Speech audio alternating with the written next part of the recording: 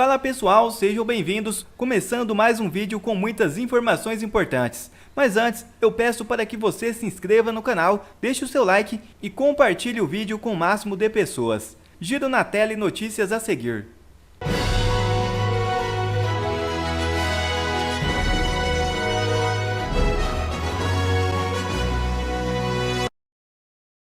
E Barroso liga para Lira em meio a tensões entre poderes. O presidente do Supremo Tribunal Federal, Luiz Roberto Barroso, entrou em contato por meio de ligação com o presidente da Câmara dos Deputados, Arthur Lira, nesta quarta-feira 17, em uma tentativa de suavizar as tensões entre poderes. Barroso descreveu a conversa como cordial e destacou o espírito colaborativo de ambas as partes para evitar conflito entre poderes legislativo e judiciário. Esse diálogo ocorreu em meio à promessa de Lira de criar um grupo de trabalho para discutir as prerrogativas do STF em relação aos parlamentares, e também uma comissão parlamentar de inquérito sobre abuso de autoridade. Antes de receber a ligação de Barroso, Lira se encontrou com o ministro do STF, Alexandre de Moraes, que tem sido alvo de críticas por parte de parlamentares. Essa reunião também visava melhorar a relação entre os poderes legislativo e judiciário. Segundo apurou a coluna de Igor Gadelha, do portal Metrópolis, Moraes fez questão de avisar o presidente do Supremo que se reuniu com Lira, também em uma tentativa de distensionar a relação entre legislativo e judiciário. E aí, será que agora Lira vai recuar ou vai dar andamento nas CPIs? O Xandão visitando o Senado. Vamos colocar aqui a repercussão que a Globo deu, como a Globo transmitiu a ida do Xandão para o Senado Federal. Colhendo, viu, Aline, aponta aí para diálogos muito amistosos, né, institucionais, ali, republicanos, que é uma palavra que os ministros do Supremo costumam usar bastante quando há esse tipo de tensão. E aí a ideia prática é justamente tentar evitar que essa temperatura ela aumente, né, ainda mais do que a gente vem acompanhando nos últimos meses entre o judiciário e legislativo. Aline, antes da gente continuar, dá só boa noite para você, para todos que seguem nos acompanhando aqui no J10, mas como você bem disse, a gente está vendo movimentações importantes ali de ministros do Supremo Tribunal Federal. O presidente da Corte, o ministro Luiz Roberto Barroso, ele telefonou agora à noite para o presidente da Câmara dos Deputados, Arthur Lira, então ele partiu dele a decisão de ligar para o presidente da Câmara dos Deputados, e segundo os relatos que nós temos, é justamente isso, de que teria sido uma conversa amistosa em tom colaborativo de ambas as partes para evitar tensão entre o Poder Judiciário e o Poder Legislativo. Mais cedo a gente também viu, né, acompanhou um café da manhã entre o presidente da Câmara também, Arthur Lira, e o presidente do TSE e também ministro do STF, Alexandre de Moraes. Ali nesse era um encontro que não estava na agenda, foi, portanto, ali um outro gesto, né, Moraes que já ia ao Senado justamente participar de um outro evento com o presidente Pacheco, foi então até o encontro de Arthur Lira. E por que é importante a gente olhar? Porque você bem disse, a gente tem questões que são de interesses de ambas as partes. Tem propostas que estão na mesa de Lira que podem avançar, viu, Aline? Que então, essas propostas estão sendo analisadas ali com lupa por conta do judiciário. Estamos falando, por exemplo, ainda uma proposta que não tem nada concretizado, mas que já está ali no radar, que é justamente a criação de uma CPI para apurar eventuais excessos do judiciário. E aí a gente está falando especificamente do STF e do Tribunal Superior Eleitoral. Então, ele vai para o Pacheco, sem aviso, depois vai para o Arthur Lira, que está instaurando a CPI do abuso de autoridade. Só que, ao mesmo tempo, lá nos Estados Unidos, põe aí, o Elon Musk pega a reportagem da Folha dessa visita e escreve em português: poder ao povo. Aí coloca a fala macabra do Alexandre de Moraes, falando sobre rede social, enquanto ele achava que não tinha os arquivos do Congresso americano. Pro pessoal ver. Redes sociais, nós éramos felizes e não sabíamos, né?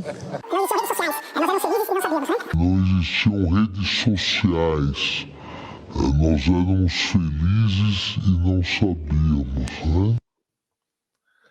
Aí eu quero parar no tempo, antes de entrar nos arquivos, e jogar para a professora Paula Marisa. Isso tem cheiro, professora, de golpe em tempo real, porque ele vai no Senado para discutir esse anteprojeto de Código Civil que tem regulação de direito digital, que fala sobre rede social também. Quer dizer, olha que loucura, se não fosse o Elon Musk, se não fosse o Congresso americano, onde a gente estaria, professora? E eu cheguei a ver a cobertura da CNN também. Teve aquela jornalista que disse que falou um monte de besteiras, que falou que na bandeira do Brasil estava escrito independência ou morte, a Basília Rodrigues. Basília Rodrigues falou que Alexandre de Moraes vestiu as sandálias da humildade, num gesto de humildade, ele procurou o Congresso. E elas falam isso como se fosse a coisa mais normal do mundo. A expressão que a jornalista da Globo News usou aí é diálogos republicanos.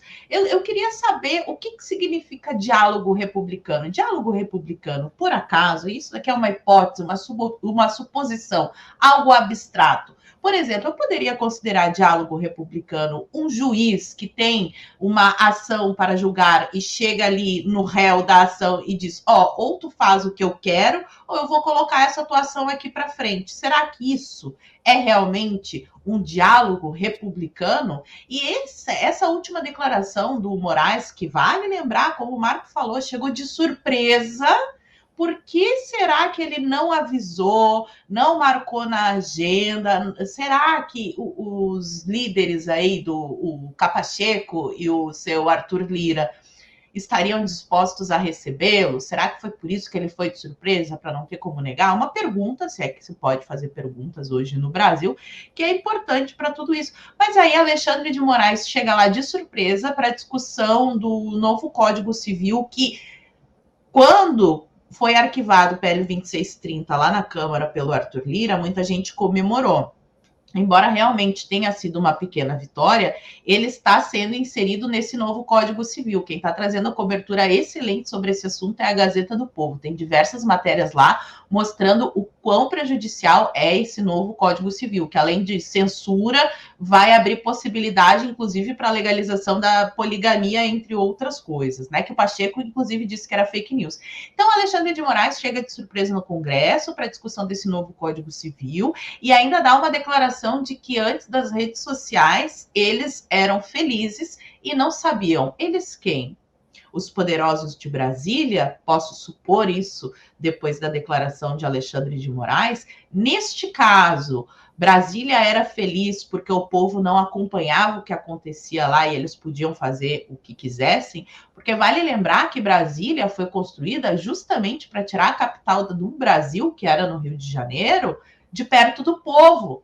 Porque político que tem o povo em cima costuma não abusar, porque ele precisa dos votos, né? Diferente de outros poderes, pelo menos no executivo e no legislativo, embora todas as coisas que aconteçam misteriosas aí no meio, mas eles precisam ter voto. E quanto mais perto do povo, menor é a tendência a esses representantes de que traiam os seus eleitores. Então, antigamente, quando não tinha internet, nós votávamos nos deputados federais, nos senadores, eles iam para Brasília e a gente só ficava sabendo o que acontecia lá através da lente da grande mídia. Era somente a grande mídia que tinha como colocar os jornalistas lá para acompanhar tudo, fazer essa transmissão. E com a chegada da internet, eu, o Marco, a Karina, o Adriles, você que está nos assistindo, abre o canal da Câmara, do Senado e acompanha as sessões. E olha que audácia! O povo comenta, faz recortes e comenta. Para finalizar aqui, então, este meu comentário em cima dessa declaração do nobre ovo que tudo vê, eu quero saber, então quer dizer que o povo acompanhar a política é antidemocrático? O povo está atrapalhando a democracia? É isso mesmo que vocês querem que a gente acredite? Não vai colar. Tentem uma melhor, porque essa não vai colar, Marco. Relatório da Câmara dos Estados Unidos faz graves acusações a Moraes. É isso mesmo. Comitê de Assuntos Jurídicos do Congresso dos Estados Unidos publica relatório classificando Moraes como ditador. Veja o vídeo. Para tudo que você está fazendo agora, eu te garanto que você vai querer assistir esse vídeo até o final. A bomba que nós estávamos esperando que fosse soltada pelo Elon Musk, na verdade foi publicada agora pelo Comitê de Assuntos Judiciários, pelo Congresso americano. Um documento mostrando as decisões ilegais e absurdas do Moraes de censura, do Alexandre de Moraes, sem fundamentação, o que vai totalmente contrário à nossa Constituição, ao Marco Civil da internet. Mas o pior do que isso, o que o relatório fala sobre Alexandre de Moraes. A situação está tão absurda que agora o Congresso americano já reconhece Alexandre de Moraes como um ditador e isso está documentado no que eu vou mostrar para vocês. Como vocês podem ver, ó, um ataque à liberdade de expressão, e o silêncio da administração Biden. O caso do Brasil. Logo aqui eles entram no Brasil, logo no início tem uma introdução e aí vem a parte onde já começa a falar do Brasil.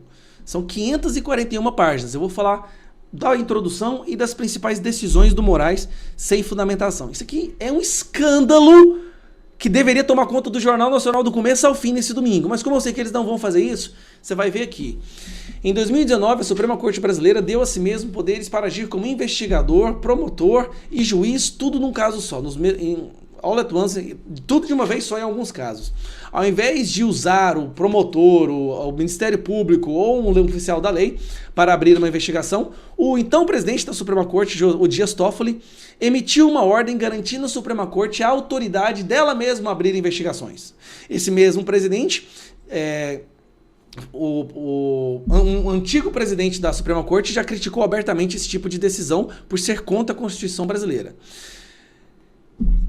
Nessa ordem sem precedente, Toffoli selecionou um amigo da Suprema Corte Brasileira, do STF, Alexandre de Moraes, para conduzir essas investigações na Corte. Moraes, Moraes que se juntou à Suprema Corte em 2019, Moraes tem sido descrito como um animal político com esperanças de ser um presidente do Brasil algum dia. Moraes também serviu como presidente do Tribunal Superior Eleitoral desde agosto de 2022. O superior, o TSE, né, no caso, é a mais alta corte no Brasil que monitora os processos eleitorais e frequentemente é a corte que emite ordens impondo a censura de suposta desinformação sobre eleições. Com esse novo extraordinário poder, Moraes atacou críticos da direita e da esquerda com impunidade. Moraes repetidamente ordenou as plataformas das redes sociais para remover posts e contas, mesmo quando muito do conteúdo não quebrava as regras. E frequentemente sem dar a devida justificação ou fundamentação da sua decisão. Como outro exemplo, ele ordenou que agentes federais fizessem busca e apreensão em empresários em julho de 2019. Em adição, ele congelou contas bancárias e suspendeu as contas nas redes sociais. Previamente, Moraes tinha ordenado a Polícia Federal a invadir 10 endereços ligados a usuários das redes sociais que tinham criticado a corte. E aí uma parte mais interessante aqui, ó. Aqui tá falando que vai mostrar todas essas decisões e tudo mais, e aqui. Os documentos, as intimações, relatórios revelam que, desde 2022, o STF no Brasil, a Suprema Corte Federal, na qual Moraes servia como ministro, e o Superior Eleitoral do Brasil, no qual era liderado por Moraes, ele era o presidente, ordenou à empresa X, ou antigo Twitter, a suspender, a remover aproximadamente 150 contas numa popular plataforma das redes sociais, que é o X, né? Essa exigência de censura foi direcionada especificamente a críticos do governo brasileiro, membros conservadores do parlamento, jornalistas, membros do judiciário e até mesmo cantor gospel e estação de rádio. Em outras palavras, qualquer um com uma plataforma que criticasse o governo presente agora, no governo Lula.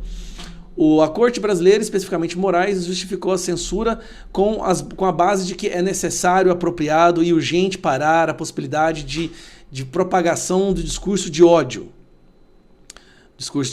Subversão da ordem e encorajamento de quebrar as instituições e a normalidade democrática, bloqueando contas nas redes sociais. Frequentemente, essas ordens eram dadas para as plataformas com 2 horas para que fossem executadas e com multa de $20 mil, em torno de R$100 mil. E aqui fala um pouco sobre o caso do icônico do Monark, que nem de direita mas começou a criticar o Alexandre de Moraes, e aí tá. Em outras palavras, Moraes ordenou a censura de um cidadão brasileiro por criticar Moraes por censurar brasileiros. Aí aqui ele vai mostrar, aqui estão subsets, 300 contas de brasileiros que 300 contas que o governo brasileiro está atualmente tentando forçar o X a censurar. Então eles ainda estão tentando censurar. Vamos lá. Bolsonaro, Marco Duval, Alan Rick, alguns exemplos, né? Carla Zambelli, Marcel Van Hatten, Cristiano Brasil, Ed Raposo, Guilherme Fiuza, Paulo Figueiredo, Rodrigo Constantino, Elisa Robson, Flávio Gordon, Ludmila Lins Grilo, Marcelo Rocha Monteiro, Davi Sasser, uma rádio RCN. Aqui nós temos nesse relatório 22 ordens do Moraes com tradução, 23 ordens sem tradução e 37 ordens da Suprema Corte Brasileira, emitida pela Suprema Corte Eleitoral. Tá? Então nós temos aqui 50, 80, 90 ordens de censura. Cada ordem pode ter 10, 5, 2 pessoas. E aqui alguns exemplos dessas petições. Então, eu vou mostrar para vocês. Vou pegar um aqui. Vamos pegar Nicolas Ferreira, certo? Nicolas Ferreira, que foi censurado várias vezes. Beleza, vamos lá. Aqui está uma decisão para censurar o Nicolas. Ela começa aqui. Dá uma olhada no absurdo que é isso aqui. Tudo sob sigilo, todos investigados sob sigilo, advogados sob sigilo. O problema é que nenhum desses tinham advogados na época, porque nem sabiam da existência desse tipo de censura. E tá aqui, Nicolas Ferreira sendo censurado, Bárbara do Te Atualizei, como Monark, Patriotas, Nicolas. Ele simplesmente manda derrubar essas contas, todas essas contas, todos esses perfis, sem uma fundamentação. E aí fala, em vista da natureza de confidencialidade desses procedimentos, se torna necessário que espaços sejam tomados para manter a confidencialidade. Ou seja, não era para o Twitter falar que estava acontecendo por causa de uma decisão judicial. Olha que interessante. Tá aqui, ó. Diante do caráter sigiloso desses autos, deverão ser adotadas as providências necessárias para sua manutenção. Olha que absurdo. Não fala, não tem explicação. Aí tem lá, Paulo Generoso, outra pessoa. Não, aqui são 541. Se eu for mostrar todas aqui, a gente não sai daqui nunca mais. Nicolas Ferreira foi censurado mais de uma vez. Aqui está uma representação contra o Nicolas. Se eu botar meu nome, olha só, botar meu nome aqui rapidão. Geyer. Isso aqui é um escândalo, gente. Ó. O mundo agora não tem mais dúvida. O Brasil é uma ditadura. A liberdade de expressão já não existe aqui dentro. E esse documento de 541 páginas publicadas mostram todas as decisões ilegais do Alexandre de Moraes sem fundamentação. Ele decidia o que poderia ser dito e o que não poderia ser dito na internet. Ele, uma pessoa, decidindo o que as outras 217 milhões podem ou não podem falar. E se ele não gostar, busque apreensão, investigação, prisão e censura nas redes sociais. Se isso não for a definição de ditadura, eu não sei o que é. Compartilhe esse vídeo, galera. E PGR defende manifestação de Bolsonaro contra André Janones. A Procuradoria-Geral da República manifestou apoio no Supremo Tribunal Federal para que seja aceita a queixa-crime do ex-presidente Jair Bolsonaro contra o deputado André Janones. Bolsonaro alega ser vítima de calúnia e injúria nas postagens de Janones no X, realizadas entre março e abril do ano passado, que coincidiram com os depoimentos do ex-presidente à Polícia Federal. O inquérito investigava as alegações de desvios e vendas de presentes oficiais. A decisão sobre o prosseguimento da ação está nas mãos da ministra Carmen Lúcia. Em janeiro, a magistrada seguiu uma recomendação da PGR para indagar ambos os políticos sobre a possibilidade de um acordo por meio de uma audiência de conciliação. Os representantes legais de Bolsonaro defendem que Janones cometeu calúnia ao atribuir falsamente o crime de homicídio ao ex-mandatário, acusando-o de ter matado milhares na pandemia. Além disso, os termos assassino, miliciano, ladrão de joias, ladrãozinho de joias e bandido fujão foram usados pelo deputado, configurando, segundo a defesa, o crime de injúria. Quer ver mais conteúdos como esse? Então inscreva-se agora mesmo no canal e ative o sininho das notificações. Assim você não perde mais nenhum conteúdo que é postado aqui no canal. E também já deixe o seu like para o YouTube ajudar a divulgar o nosso trabalho. Fico por aqui e que Deus abençoe a todos. Brasil acima de tudo e Deus acima de todos.